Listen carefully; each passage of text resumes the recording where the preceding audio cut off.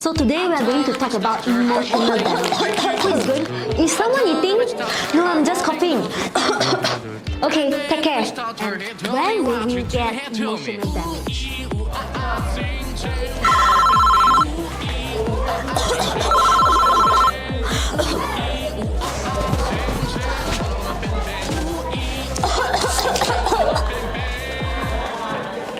To talk about emotional damage.